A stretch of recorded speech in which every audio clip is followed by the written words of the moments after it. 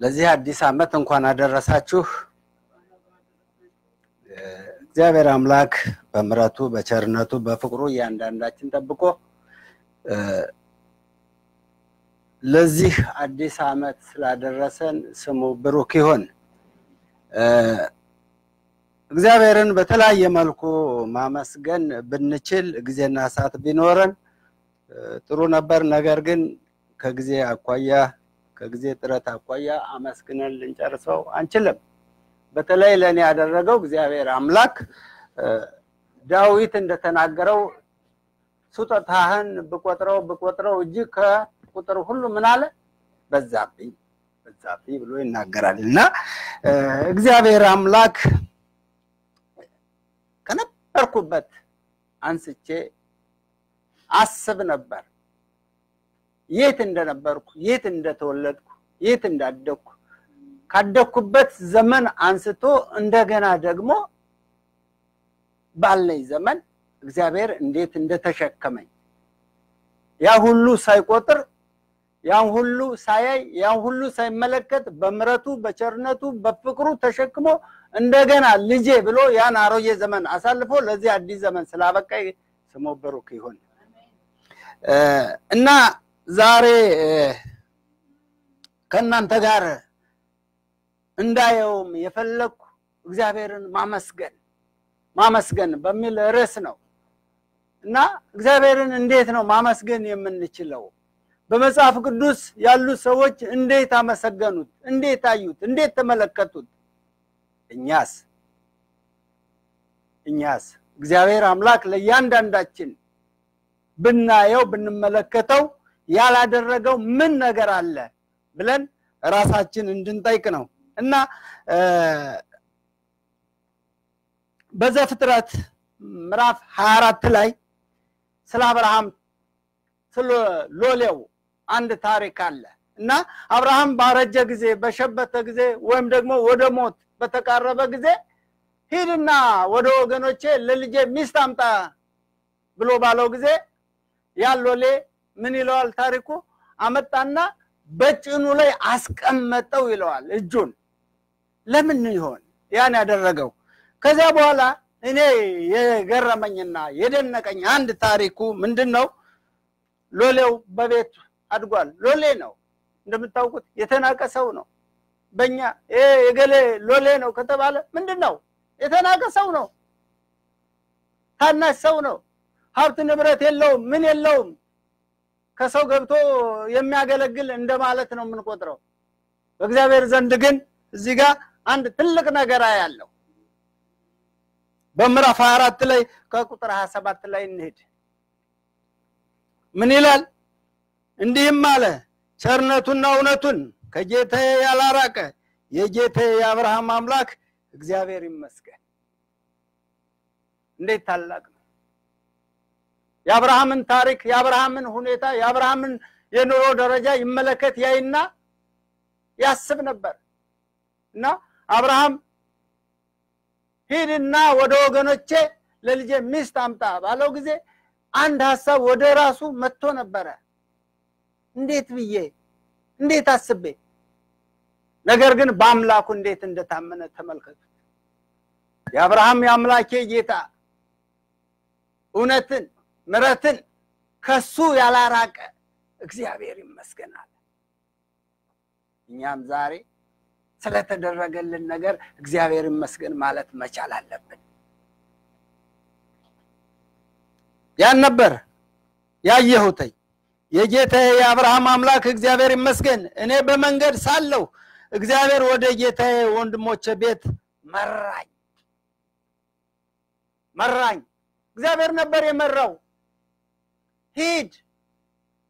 እኔ ያልኩን ብቻ አድርግ ነበር ያለው አብርሃም ለሎሌው ሲያዘው ዛሬ አንድ ሰው እንዲያድርግና ሂድ ቢባል አይ ቲንክ አስበው ምን አለብኝ ምኑን ተናገረኝ ብለን ያንዳንዳችን እናኮርፋለን ወይም ደግሞ ሌላ ቃላት እንወረወራለን ያ ሎሌ ግን እንደዚያ ብሎ አልተመለከተውም አላየው በእምነት እግዚአብሔርን አመሰገነ በዛው ላይ በምዕራፍ 24 ላይ ከግዚያችን ጋር መሄድ ፈልጋለሁ ያም ብሎም አላበቃም በምዕራፍ 47 ላይ 47 እና 48 እንዲህ ብሎ ይናገራል እኔም አንቺ የማን ልጅ ነሽ ብዬ ጠየቅኳት እርሷም ሚልኪያ ለናኮር የወለደችው የባቱኤል ልጅ ነኝ አለች ቀለበትም አደረኩላት ለጆቿም አምባር አደረኩላት በግንባሬም አጎነበስኩ ለእግዚአብሔርም ሰገድኩ የጌታዬ የወንድሙን ልጅ ለልጁ ወስድ ዘንድ በቀና መንገድ የመራኝን የጌታዬን የአብርሃምን አምላክ እግዚአብሔርን አመሰገንኩ ይሄ ነበር ያለው ያሎሌ ያገበሬ ወይም ደግሞ ያታዛዥ ባሰበበት መንገድ እግዚአብሔር የመራውን አምላክ ነበር ያመሰገነ እኔም ዛሬ እግዚአብሔርን የማመሰግነው በተለያየ መልኩ እንኳን በተለያየ መልኩ ብንወጣ ብንወርድ እግዚአብሔር መርቶን ነው ከዚህ ያደረሰን ለዚህ እግዚአብሔርን እናመሰግናለን እና ስንመለከተው ታናሽነትህን ማንንም አይናቀው ብሎ መጽሐፍ ቅዱስ ይናገራል የዚህ ሎሌ ታሪክ ስናየው እንደ ትንሽ ነገር ልናየው ልንመለከተው እንችላለን ነገር ግን እግዚአብሔር አምላኩን ሲያመሰግን እናየዋለን በቀናው መንገድ የመራኝን እግዚአብሔርን አመሰግናለሁ ነበር ያለው ስለዚህ እኛም ዛሬ እግዚአብሔርን ልናመሰግነው ይገባል በተለያየ መልኩ እንኳን ብንወጣ ብንወርድ ውድቀታችን ያልናቀ ያልተወን እስከ ሽበት ኩተት የተሸከመልን እግዚአብሔርን አምላካችን ልናመሰግነው ይገባል በተለያየ መልኩ እንኳን በመከራም ብናል በችግርም ብናል በደስታም ብናል እግዚአብሔር ታላቅነቱን ማየትና መመልከት መቻል አለበት ያን ነበር ያሎሌ የተመለከተው በቀናው መንገድ የመራኝን እግዚአብሔርን አመልካለሁ አመሰግናለሁ ብሎ በግንባሩ የተደፋ ለምን ላደረገለት መልካም ነገር ነበር ሂድ ይሄን አድርግ ብሎ ነበር አብርሃም ያዘዘው ታሪኩን ለናንተ ልተውና እንዲ ያለች ሴት ታገኛለህ ያን በመታየበት ጊዜ እንዲ አድርግ እንዲሁን ነበር ያለው እሷ ልጅቷ እምቢ ብትለኝስ አንተ ከደሙ ንጹህ ነህ ተመለስ ነበር ያለው ልጄን ግን ወደዚያ እንዳትወስደው ነበር ያለው ያን ነበር ተቀብሎ በእምነት ይወጣ ታሪኩን ስናየው 10 ግመሎችን አንድ ሰው እኔ ታስበው በጣም ይገርመኛል አሁን አንድ ሰው ነው 10 ግመል ጭኖ ያን ያህል በረሃ መጓዝ ማለት ምን ያህል ከባድና ውጣ ወረድ እንዳለው ለእናንተ ተዋለው ሁላችንም በቅሎ አህያ ያልጫነ የለም አንድ አህያ አንድ በቅሎ ለመጫን ምን ያህል ብቻን አይቻልም የምታውቁት ሰዎች ካላችሁ እኔ ብዙ ጊዜ ጭኛለሁ አህያ በቅሎ በተለይ ውድማ ላይ ለማንሳት የግድ ወደድክን ጠላህም ሁለት ሰው መሆን አለበት እዚህ ላይ ግን ስንመለከተው የአብርሃም ሎሌ 10 ግመሎችን ነው የተለያዩ ጌጣጌጦችን በወርቅ ጭኖ ብቻውን የተጓዘው ከማንንም ጋር ሀዳ አይልም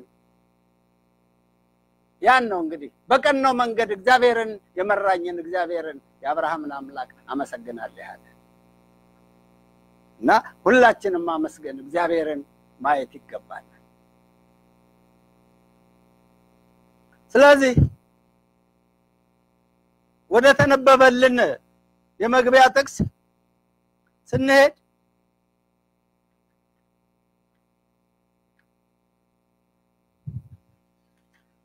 ዳንኤል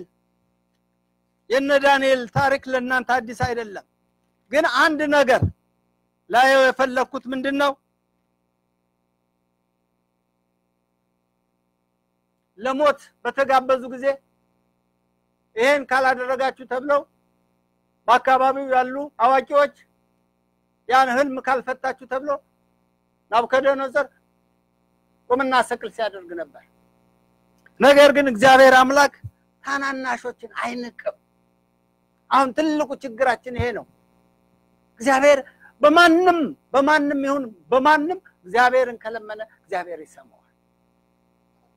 ያን ነው ማየት ያለብን እነዚያ በሰው ሀገር ታናናሾች ናቸው ትንሾች ናቸው ከዚህ ግባ ሊባል አይችልም በለጋ እድሜያቸው በወጣትነታቸው ነበር ዳንኤል እግዚአብሔርን የለመነው 19 ላይ የዛን ጊዜ ሚስጥሩ በሌሊት ራእይ ለዳንኤል ተገለጠ ዳንኤልም የሰማይ አምላክ አመሰገነ ዳንኤልም ተናገረ እንዲህም አለ ጥበብና ኃይል ለእርሱ ነውና የእግዚአብሔር ስም ከዘላለም እስከ ዘላለም ይባረክ አለ ዛሬም እግዚአብሔር ይባረክ የተሸከመን ከዚህ ያደረሰን ያናሮ የዘመን አሳልፎ ለዚህ ዘመን ያበቃን እግዚአብሔር አምላክ ይባረክ እና ይሄ እዚህ ግባ ላልተባለው ሚስጥሩን ለገለጸለት ነው እግዚአብሔር አምላክን ተንበርኮ ስለለመነው ነው ስለጸለየ ነው ሌላም ነገር አይኖረው ወገኖች ሁላችንም ብንጸልይ ወደ እግዚአብሔር ወደ አምላካችን ብንበረከክ እግዚአብሔር ኃያል ነው ለነዳንኤል የገለጠውን ሚስጥር የተሰወረው ሚስጥር የገለጸ አምላክ ለኔና ላላን የማይገልጽበት ምን ምክንያት አለ አንዳንዴ ራሴን ስጠይቅ ከራሴ ጋር ማገታለሁ በርግጥ እግዚአብሔር ታላቅ ነው አንድም ቀን የጠየቁት ጥያቄ ሳይመለስልኝ ቀርቶ አያውቅም በዚህ እግዚአብሔርን አመሰግናለሁ አንድም ቀን እግዚአብሔር አምላክ ይሄን አድርግ ብዬ ባዘዝኩት ጊዜ ሁሉም በጊዜው አድርጓል እግዚአብሔር ይባረክ እና ዳንኤል ለዚያ ነበረ ያን ሁሉ ህዝብ ያን ሁሉ መከራ ያን ሁሉ ችግር አሳልፎ ያን ሚስጥር ለሱ ለገለጸለት አምላክ እግዚአብሔር ይባረክ ብሎ ምስጋናውን ያቀረበ እኛም ለተደረገልን ነገር ሁሉ እግዚአብሔርን ማመስገን ይገባናል በዚሁ ላይ በዳንኤል ምዕራፍ 4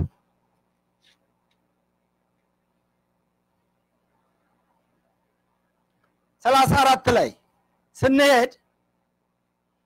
የንጉሱን ታሪክ እናውቀዋለን እና ንጉሱ ምን እንደነበረ ምን እንዳደረገ እግዚአብሔር አምላክ ደግሞ ከዚያ በኋላ ያን ንጉስ ምን እንዳደረገው ታሪኩን ለእናንተ ልቶ ነገር ግን ያ ታሪክ አለፈና ያ ሁኔታ አለፈና ያ ጊዜ አለፈና ናቡከደነጾር እንደገና እግዚአብሔር አምላኩን እንዴት እንዳመሰገነው እንመልከት ዘመኑ ከተፈጸመ በኋላ እኔ ናቡከደነጾር አይኔን ወደ ሰማይ አነሳው ይላል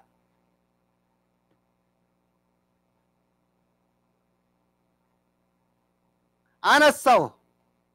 አምሮም ተመለሰልኝ ሁሉንም ባረኩ ለዘላለም የሚኖረውን አመሰገንኩ አከበርሁትም ግዛቱ የዘላለም ግዛት ነውና መንግስቱም ለልጅ ልጅ ነውና በመድር የሚኖሩ ሁሉ እንደምናምን ይቆጠራሉ በሰማይ ሰራዊት በመድር ላይ በሚኖሩ መካከል እንደፈቃዱ ያደርጋል እጁንም የሚከለክል ወይም ምን ታደርጋለህ የሚለው የለም በዚያን ጊዜም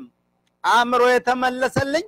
ለመንግስቱም ክብር ግርማ ውበት ወደ እኔ ተመለሰ አማካሪዎቼ መኳንንቶቹ ፈለጉ ክብር ተጨመረልኝ አሁንም እኔ ናቡከደነጾር የሰማይ ንጉስ አመሰግናለሁ ታላቅም አደርገዋለሁ አከብረውማለሁ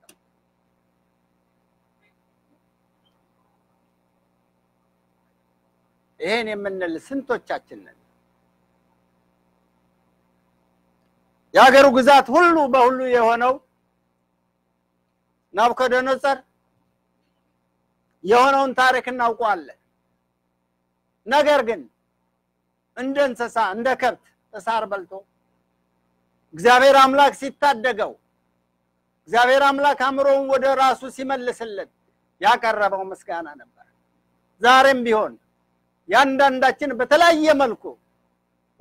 መልኩ ልንዘምት እንችላለን አምራችን የማይሰረቅበት ምን አለና ነው ያኔስ እግዚአብሔር አምላክ እሱን በይፋ በግልጽ ነው የገሰጸው ያስተማረው ዛሬ ግን ያንዳንዳችን አምሮ በተለያየ ነገር ኮንፊውዝድ ሆኖ አንዱ በፌስቡክ አንዱ በእንትን አንዱ በወሬ አንዱ በሐሜት whatever ብዙ ነገሮች አሉ በአእምሮአችን የተሰረቀ የተወሰደብን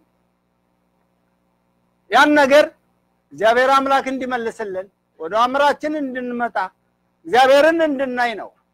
ናቡከደነፆር እዚህ ጋር ለኛ ትምህርት የሚሆነው እንደ ከብት ሳር በልቷል ነገር ግን ያን ያደረገለትን እግዚአብሔር አምላኩን አከብረዋለሁ አመሰግነዋለሁ ከፍም አደርገዋለሁ ብሎ ለመናገር ይበቃው እኛም ብንሆን እግዚአብሔር አምላክ ስላደረገው መልካም ነገር በህይወታችን ዘመን ሁሉ ስለሰጠን ጸጋ ስላደረገው መልካም ነገር ልናመሰግነው ልናከብረው ልንሰግድለት የሚገባ አምላክ ነው ልናመሰግነው ይገባል በተለይ ዘመናትን አስቆጥረን ከዚህ ዘመን ያልደረሱ ስንቶች ናቸው ባይናችን ያየናቸው የኛ ባልንጀሮች የኛ ጓደኛሞች ከኛ እድሜ በታች ያሉ ሰዎች እኮ በዚህ ዘመን አልተገኙም የኛ የመገኘታችን ጥቅሙ ምንድነው እግዚአብሔርን ከፍ እንድናደርገው ነው ሌላ ምንም ሚስጥር የለውም እግዚአብሔርን እንድናመሰግነው እግዚአብሔርን እንድናከብረው ከእግዚአብሔር ጋር ተስማምተን ቀሪው ዘመናችን እንድናሳልፍ ወገኖች እግዚአብሔር ጊዜና ሰዓትን እድሜን ሲጨምርልን በከንቱ እንዳልሆነ እንድናስተውለው ነው ናቡከደነፆር ያን ነበር ያስተዋለው ሁሉ በሁሉ ግዛቱ በእጁ የራሱ ነበር ነገር ግን ያ ሁሉ ከንቱ እንደሆነ ባስተዋለ ጊዜ ይሄን ያደረገልኝ አምላክን እግዚአብሔርን ምን እለዋለሁ አከብረዋለሁ አመሰግነዋለሁ ከፍም አደርገዋለሁ ብሎ ለመናገር ይበቃል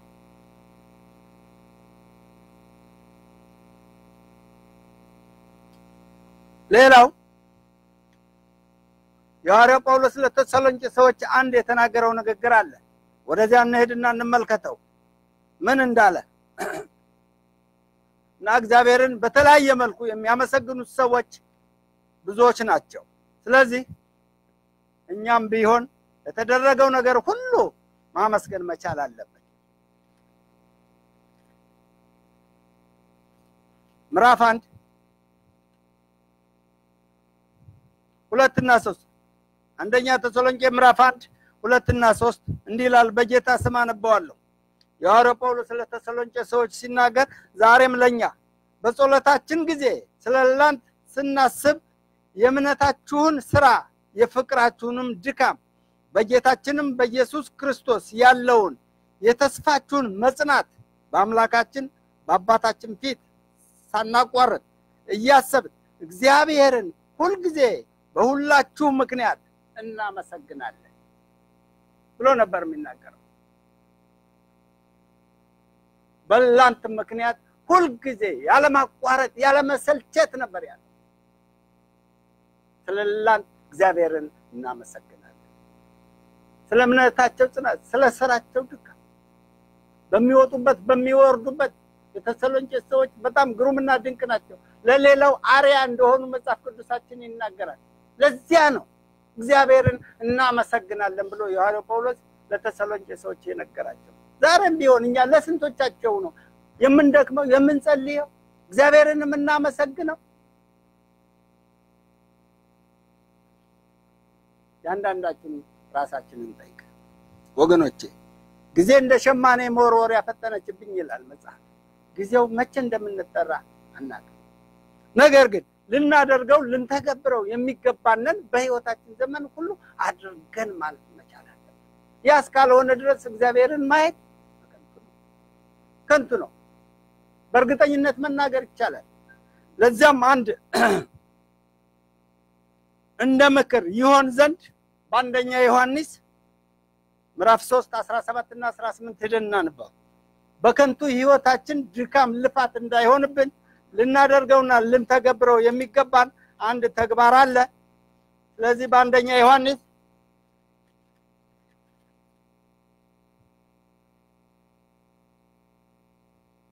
ምዕራፍ 3 17 እና 18 በጌታ ስም አነባለሁ እንዲህ ይላል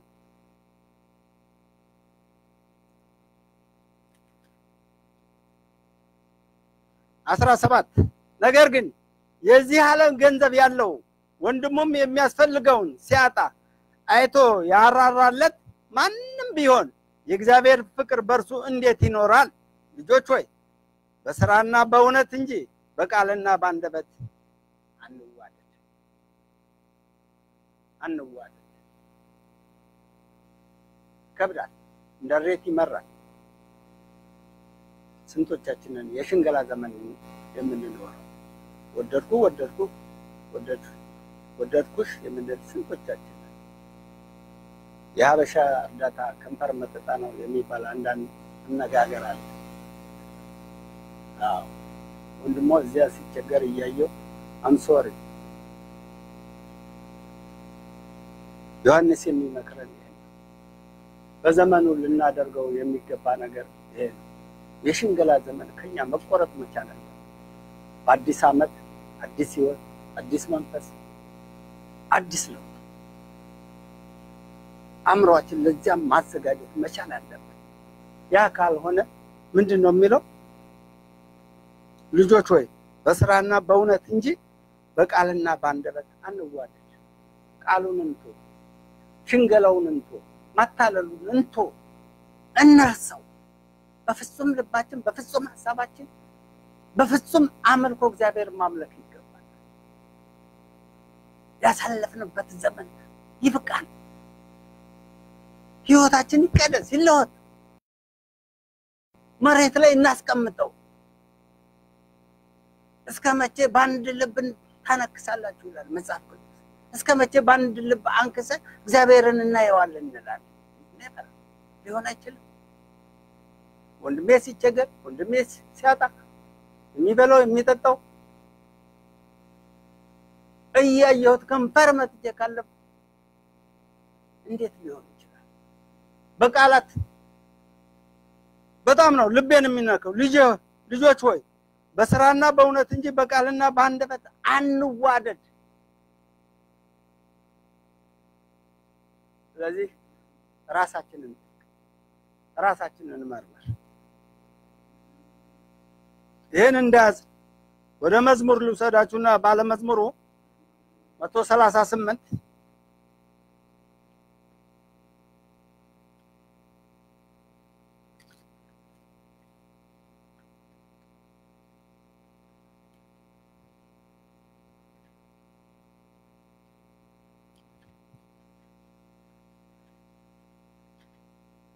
138 1 እና 2 ዳዊት እንዲህ ብሎ ይናገራል አቤቱ በፍጹም ልብ ያመሰግናለሁ አለ በውስጡ ተንኮል ክፋት ምቀኝነት የለው አቤቱ በፍጹም ልብ ያመሰግናለሁ ያፌን ነገር ሰምተኛልና በመላእክት ፊት ዘምራለሁ ወደ ቅዱስ መቅደስህ ሰግዳለሁ ስለ ምህረትና ስለ እውነትህ ስምህን አመሰግናለሁ ያንዳንዳችን ይሄን ማለት መቻል እንዳለብን ነው የምረዳው የምገነዘበው ስለዚህ ስለ ምህረትህ ስለ እውነትህ ስምህን አመሰግናለሁ በሁሉ ላይ ቅዱስ ስምህን ከፍ አደርገዋለሁ ያንዳንዳችን ይሄን ማለት መቻል አለብን እግዚአብሔርን ማየት መቻል አለብን ስለዚህ እግዚአብሔር ሊመሰገን ከፍ ሊደረግ የሚገባው አምላክ ነው እዚሁ በመዝሙር 135 ላይ 1 እና እስከ 3 እንዲህ ይላል ሃሌሉያ የእግዚአብሔር ስም አመሰግኑ እግዚአብሔር ባሪያዎች ሆይ አመስግኑት በእግዚአብሔር ቤት ውስጥ በአምላካችን ቤት አደባባይ የምትቆሙ እግዚአብሔር ቸር ነውና እግዚአብሔርን አመስግኑት ሁላችን በእግዚአብሔር ቤት አለ በእግዚአብሔር በአደባባዩ ቤት እንቆማለን ነገር ግን እግዚአብሔርን እናመሰግናለን ከልባችን ከአንጀታችን ከህይወታችን ዳዊት ይሄን ነው የተናገረው በእግዚአብሔር ቤት ውስጥ በአምላካችን ቤት አደባባይ የምትቆሙ እግዚአብሔር ቸር እንደሆነ ማሪ እንደሆነ ታጋሽ እንደሆነ እግዚአብሔርን ማመስገን መቻል አለብን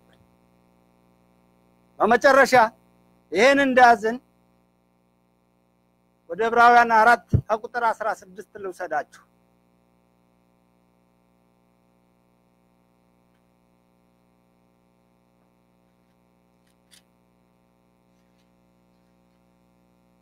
ዕብራውያን 4